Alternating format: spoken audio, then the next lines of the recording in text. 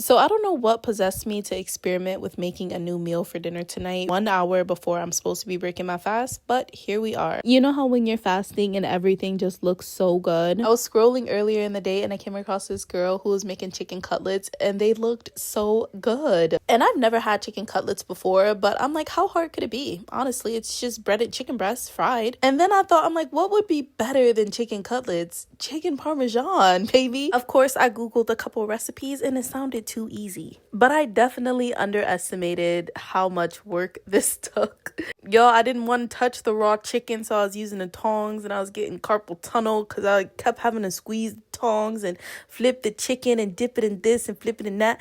I don't know what was going through my mind because I forgot to put oil in the pan.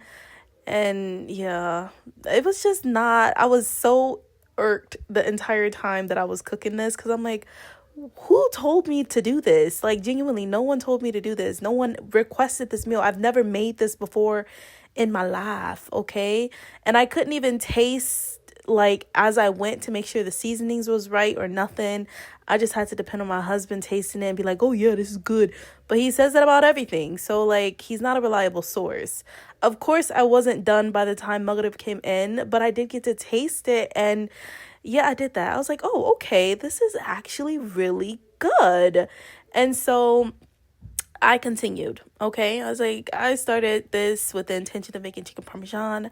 I'm gonna finish it as chicken parmesan. And don't come for me. This is not authentic chicken parmesan. Okay, I know that. I barely honestly followed the recipe as it was supposed to have been followed because I was hungry and impatient and irritated and I just wanted it to be something close to chicken parmesan, okay? And it was.